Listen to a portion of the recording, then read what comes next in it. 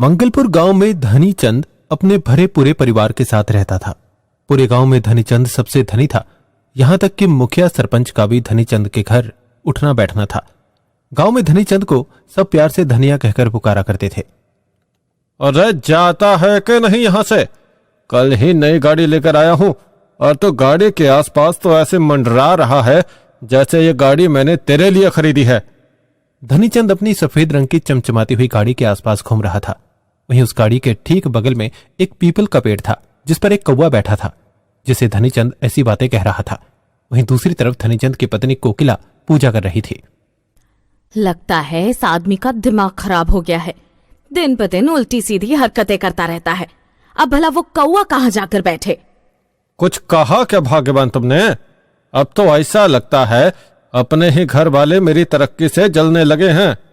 हे माता तुलसी, धन दौलत तो दे दिया, लेकिन मेरे आदमी को बुद्धि दे दो। ये वाली लाइन भी मेरे लिए ही थी क्या? धनीचंद अपनी पत्नी को ये कह ही रहा था कि तभी वहां से कबाड़ी वाला गुजरता है। अरे का हो काका, गजबे 4 पहिए ले लिए हो, एकदम मोती जैसे चमकत है। बहुत है बढ़िया, बहुत है बढ़िया भैया। जाता है यहां से या चप्पल निकाल कर मारो। तेरे जैसे छोटे लोगों की नजर अगर मेरी इस चमचमाती हुई गाड़ी पर पड़ी तो इसे भी हाय लग जाएगी। काकी, काका को पैसा तो बहुत दिया है भगवान ने, लेकिन बुद्धि कम दी है। तनिक भगवान से इक्का बुद्धि भी मांग लियो।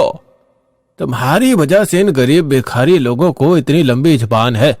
मेरे सामने मुझे ही मंदबुद्धि बोलकर जाता है।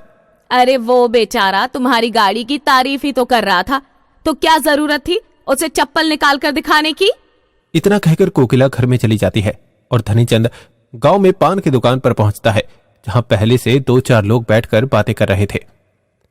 चचा सुने हैं लाखों की गाड़ी लिए हो, तो अब हमरे दुकान पर काहे आए हो?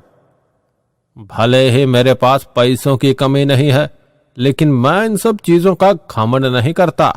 धनीचंद की बात सुनकर गांव का बुजुर्ग व्यक्ति जो कि पान की दुकान पर बैठकर बातें कर रहा था, वो धनीचंद से कहता है, तुझे तो बचपन से जानता हूं बेटा, तेरे जितना घमंड तो माता धरती को भी नहीं है।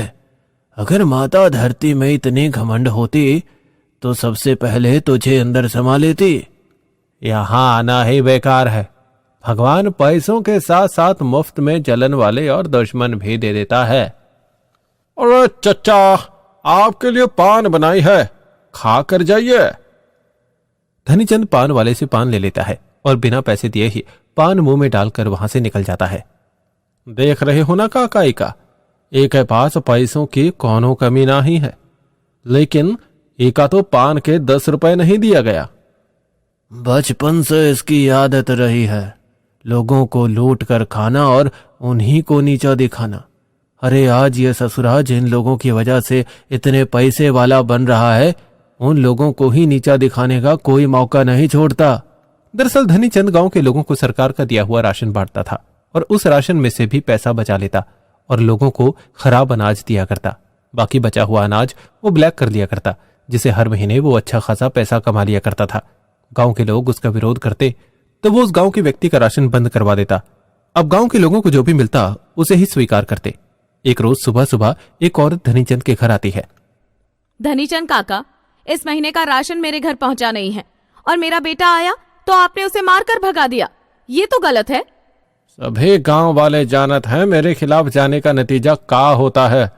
तेरे बेटे की अभी उम्र ही का है। 15 साल का तेरा बेटा मुझसे कहता है कि मैं काला बाजारी करता हूँ, उन लोगों का अनाज खा जाता हूँ। फिर तो तेरा राशन बंद करना बनता है। वो तो बच्चा है, उससे नादानी हो गई। मैंने उसे समझाया है और मारा भी है।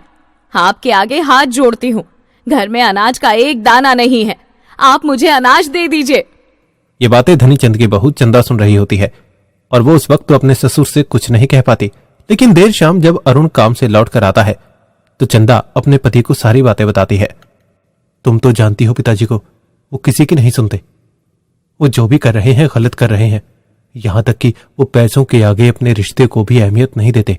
फिर वो तो गांव के लाचार और बेबस लोग हैं जिनकी तुम बात मुझे बता रही हो। आपको एक बार उनसे बात करनी चाहिए। वो अपने हिसाब से तो काम कर रहे हैं। लेकिन कोई दरवाजे पर उनसे अनाज मांगने आया है, वो भी अपने हिस्से का, तो इसमें देने में बुराई क्या है? ठीक है, मैं पिताजी से थोड़ी देर बाद बात करता हूं, लेकिन मुझे लगता नहीं वो मेरी बात मानेंगे। धनीचंद के घर वाले भी जानते थे कि धनीचंद अपनी मनमानी करता है।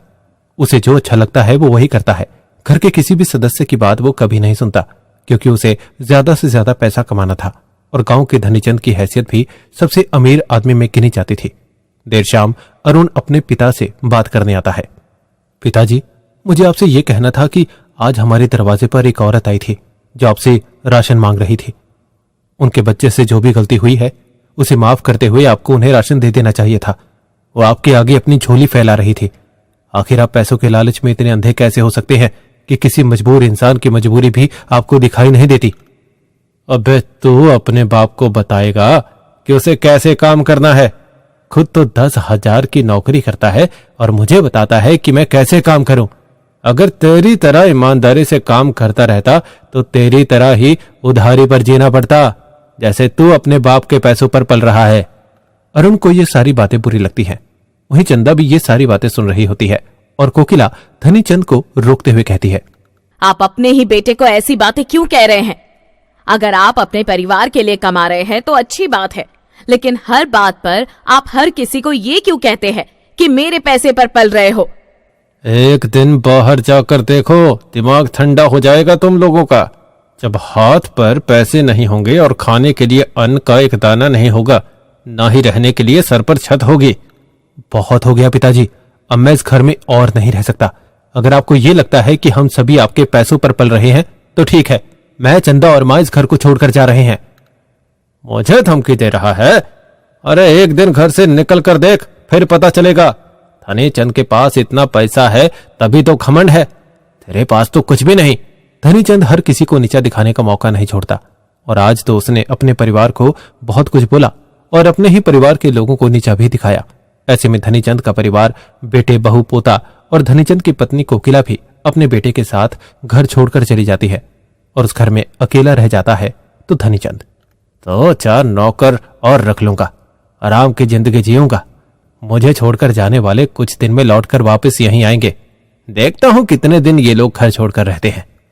धनीचंद अपने नौकर के साथ उस घर में अकेला था। वहीं धनीचंद का परिवार गांव के ही रतनलाल के घर में रहने को मजबूर थे। वो रतनलाल से एक कमरा किराए पर ले लेते हैं और उसमें ही रहने लगते हैं। एक रोज धनीचंद गांव वालों को राशन बांट रहा होता है। अरे धनीचंद बेटा, पहले मुझे राशन दे दे, मुझसे खड़ा नहीं हुआ जा रहा, दोनों घुटनों में दर्द है। धनीचंद उस बुजुर्ग की बात को अनसुना कर देता है और लोगों के राशन का हिसाब किताब कर रहा होता है। तभी वो बुजुर्ग व्यक्ति लाइन से आगे आ जाता है और धनीचंद के सामने आकर खड़ा हो जाता है। यह देखकर धनीचंद को काफी गुस्सा आता है और वो गुस्से के मारे अपने पैर से चप्पल निकालता है और उस बुजुर्ग व्यक्ति को मारने लगता है। अरे तेरे बाप समान हूँ, मुझे चप्पल से मार रहा है। लगता है तुझे पैसों का कुछ ज्यादा ही घमंड हो गया है।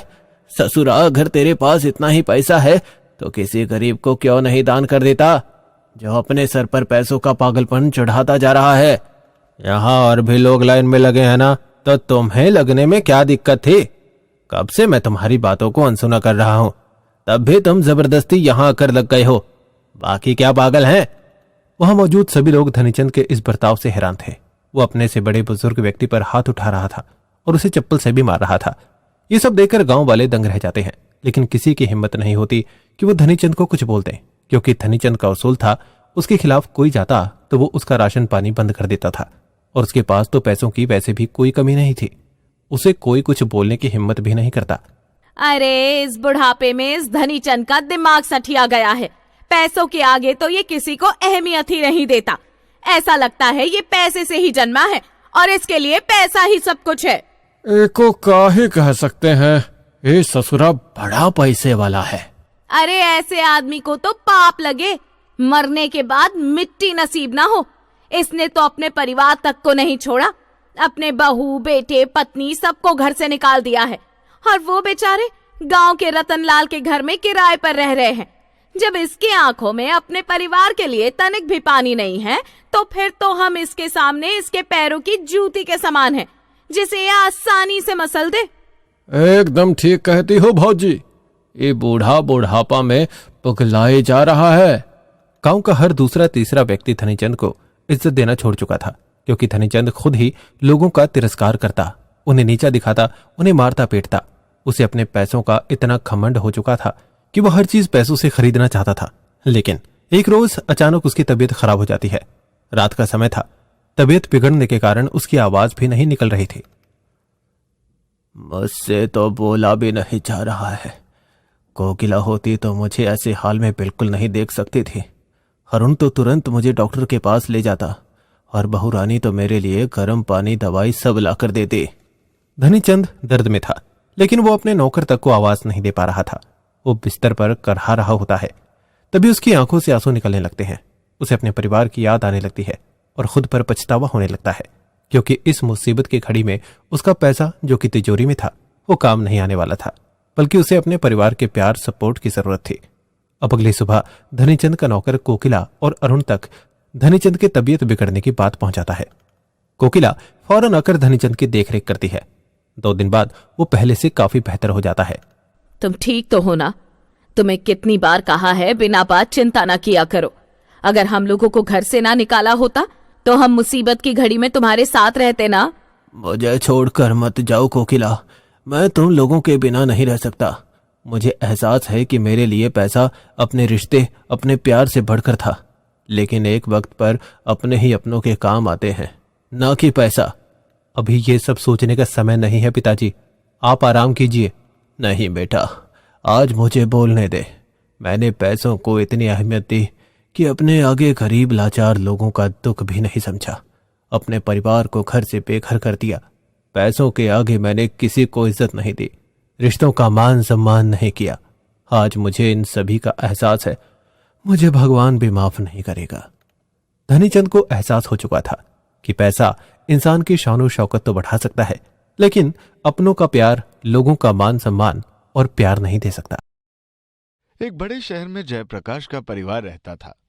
एक दिन सुबह जब जयप्रकाश अपनी पत्नी कमला के साथ बैठकर चाय पी रहा था, तभी उसका बेटा विनोद आया। बेटा, ये बैग लेकर तुम कहाँ जा रहे हो? तब तक विनोद की पत्नी रीना भी बाहर आ गई। अच्छा, दोनों कहीं जा रहे हो क्या? हाँ। लेकिन आज तुमने मुझे बताया भी नहीं। माँ, हम इस घर को छोड़कर जा रहे हैं। जयप्रकाश और कमला दोनों अचंभित हो गए। बेटा, ये क्या कह रहा है? तुझे कोई परेशानी है तो मुझे बता, लेकिन घर छोड़कर जाने की क्या जरूरत है? मैंने जो फैसला किया ठीक फैसला किया है। अब मैं इस घर में नहीं रह सकता। विनोद बिल्कुल ठीक कह रहे हैं, हम दोनों कहीं और जाकर रह लेंगे। विनोद और रीना घर छोड़कर चले गए। जयप्रकाश और कमला दोनों दुखी बैठे थे। हमने तो कभी कोई कमी नहीं रखी, ना जाने फिर भी क्या हो गया है। मेरे भी कुछ समझ नहीं आ रहा है कि इन दोनों ने इतना बड़ा फैसला क्यों लिया। विदेश में पढ़े लिखे बच्चे हैं, अपने अनुसार सोचते हैं। हम इन लोगों के साथ नहीं रह पाएंगे। हाँ, तभी हमें छोड़कर चले गए होंगे। कोई बात नहीं, अमन और सीमा तो हमारे साथ हैं। हाँ, हमारा अमन बहुत अच्छा है, वो हमें छोड़कर कहीं नहीं जाएगा। दोनों अपने छोटे बेटे बहू के बारे में सोचकर सारा दुख भूल जाते हैं और इसी तरह दिन बीतते रहते हैं। रात को सभी लोग बैठकर खाना खा रहे थे। तभी अमन ने कहा कि पापा, आप मेरी बात क्यों नहीं मानते हैं? अभी तक तेरी सारी बातें मानी तो हैं। तूने जब जहां बोला तुझे भेजा है, पढ़ाया है, शादी कराई है। हाँ, अब क्या रह गया? पापा, ये घर बेच दो। तू ये क्या कह रहा है? मैंने तुझे पहले भी मना किया है, फिर से मना कर रहा हूँ। मैं ये घर नहीं बेच सकता। अगर आप ये घर बेच दोगे तो हम एक अच्छी जगह फ्लैट ले सकते हैं। हमें नहीं चाहिए। आपको एक छोटी सी बात समझ क्यों नहीं आती है? तुम मुझे एक बार बोलो या 1000 बार, मैं ये घर नहीं बेच सकता। इसी वजह से भैया भाभी घर छोड़कर चले गए और अब आपकी जिद की वजह से मैं भी ये घर छोड़कर चला जाऊंगा। अमन, बस अब आप कुछ मत बोलिए। मैं और सीमा सुबह ही घर छोड़कर चले जाएंगे। नहीं बेटा, ऐसा मत करो। हम दोनों किसके सहारे रहेंगे? मैं कुछ नहीं जानता, मैं सुबह यहां से चले जाऊंगा। अमन गुस्से से वहां से अंदर चला गया। आज एक बार फिर जयप्रकाश और कमला दुखी हो गए। अगले दिन अमन भी अपनी पत्नी सीमा के साथ घर छोड़कर चला गया। कमला ने उसे बहुत रोका, लेकिन वो नहीं रुका। जयप्रकाश अब किसी से भी ज्यादा बात नहीं करता था।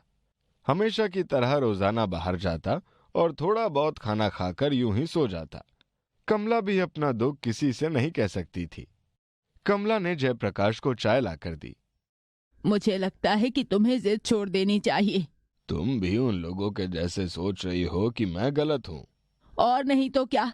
क्या है ऐसा इस घर में जो तुम बच्चों की तरह जिद करके बैठे हो? कुछ नहीं है। अगर तुम भी अपने बच्चों के पास जाना चाहती हो तो जा सकती हो। मेरे कहने का मतलब ये नहीं है। मैं अभी बाहर जा रहा हूँ। जयप्रकाश वहां से चला गया और एक छोले भटूरे वाली दुकान पर जाकर मजदूरी करने लगा। जयप्रकाश, तू आज फिर से लेट आया है। आज थोड़ी देर हो गई थी। मैं कल से समय पर आ जाऊंगा। तुझे यहाँ काम करना है तो ठीक से कर, नहीं तो यहाँ आने की कोई जरूरत नहीं है। मालिक, मुझे पैसों की बहुत जरूरत है और अब बुढ़ापे में कोई काम भी नहीं देता है। अगर यहाँ भी काम बंद हो जाएगा तो मैं कैसे करूंगा? इसलिए कह रहा हूँ कि समय से आया कर और मन लगाकर काम किया कर। जी ठीक है मालिक। जयप्रकाश बेचारा झूठे बर्तन साफ करने लगा। कभी दौड़कर टेबल साफ करता तो कभी भटूरे सर्व करता। ये काम जयप्रकाश पिछले 10 सालों से कर रहा था। इसके अलावा उसे जो भी काम मिलता था वो सारा काम करता था, लेकिन इतने सारे पैसों में से उसके पास कोई पैसा नहीं बचता था। आज शाम को भी जयप्रकाश अपने घर पहुंचा। तुम रोज रोज कहाँ चले जाते हो? बाहर ही जाकर बैठ जाता हूँ। घर में अकेले बैठकर भी क्या करूं? घर में मैं हूँ। हाँ अब तुमसे क्या बात करूं? तुमसे बात करूंगा तो तुम गुस्सा हो जाती हो। कल से घर में रहना। ये तो नहीं कर पाऊंगा। अरे क्यों? बाहर जाना इतना जरूरी क्यों है? बस है। जयप्रकाश ने कमला को कुछ नहीं बताया और चुपचाप जाकर सो गया। अगले दिन सुबह हर रोज की तरह आज भी जयप्रकाश चला गया। 1 घंटे बाद विनोद की गाड़ी दरवाजे पर आके रुकी। कमला खुशी से दौड़ी दौड़ी आई। मैं जानती थी कि तू जरूर आएगा। अपनी माँ के बिना कैसे रहेगा? आजा, अब जल्दी से अंदर आजा। बाहर क्यों खड़ा है? कमला बहुत खुश थी, लेकिन विनोद बहुत गुस्से में था। मैं यहाँ आपके सड़े हुए घर में रहने नहीं आया हूँ। क्या? हाँ, मेरे पास अपना घर है, अपनी गाड़ी है, अपना परिवार है। मैं यहाँ क्यों रहूंगा? परिवार? मतलब अब हम नहीं हैं? मैं एक बहुत बड़ी कंपनी में काम करता हूँ। समाज में मेरी इज्जत है। लोग मुझे सर सर बुलाते हैं। फिर यहाँ क्यों आया है? अपने माँ बाप को बेइज्जत करने? बेइज्जत तो आपके पति ने किया है मुझे। हाँ, अगर आज तुझे पढ़ाया नहीं होता ना। कोई एहसान नहीं किया है मुझ पर। तभी गाड़ी से जयप्रकाश बाहर निकला। तुम और इसके साथ? कमला, इसे जाने दो, अभी कुछ मत कहो। पापा? ओ सॉरी, मुझे तो आपको पापा कहने में भी शर्म आ रही है। बस बहुत हो गया विनोद, मैं अब बर्दाश्त नहीं करूंगी। ये भटूरे के ठेले पर बर्तन साफ कर रहे थे और मैं नहीं चाहता कि मेरा किसी ऐसे आदमी से संबंध रहे। ठीक है। मैं यहाँ आप लोगों की मदद करने आया था, लेकिन आपने दिखा दिया कि आप मदद के काबिल नहीं हो। इतना कहकर विनोद गुस्से में वहां से चला गया। तुम मुझे कुछ मत बताओ, मैं सब जानती हूँ और इसमें तुम्हारी कोई गलती नहीं है। दोनों फूट फूट कर रोए। शाम को विनोद ने अमन को फोन करके अपने पास बुलाया। अमन विनोद के घर पहुंच गया। हाँ भैया, इतनी इमरजेंसी में क्यों बुलाया आपने? हाँ, बात ही कुछ ऐसी है। हाँ बताओ। मेरा उस घर से अब कोई रिश्ता नहीं है। वो तो मेरा भी नहीं है। अच्छा, फिर तूने कुछ सोचा क्यों नहीं? मैं कुछ समझा नहीं। मैंने सोचा कि अगर पापा वो घर नहीं बेचना चाहते तो कोई बात नहीं, हम दोनों वो घर बेच देते हैं। बात तो सही है, लेकिन पापा के बगैर बेचेंगे कैसे? थोड़ा खर्चा होगा, लेकिन सारा काम हो जाएगा। मैंने धन्नू सेठ से सारी बातें कर ली हैं। अगर इतना ही अच्छा प्लान है तो फिर देर क्यों करनी है? चलते हैं। ज्यादा भी कुछ नहीं तो उस पैसे से एक नई नई गाड़ी दोनों भाइयों को मिल जाएगी। दोनों भाई मिलकर धन्नू सेठ के पास जाते हैं। बताओ बच्चों, क्या खरीदना बेचना है आपको? बेचना है। क्या? हमारा घर। तुम्हारे पापा मान गए? फोन पर बताया था ना मैंने, लेकिन तब मैंने पहचाना नहीं था। ये घर मैं नहीं खरीद सकता।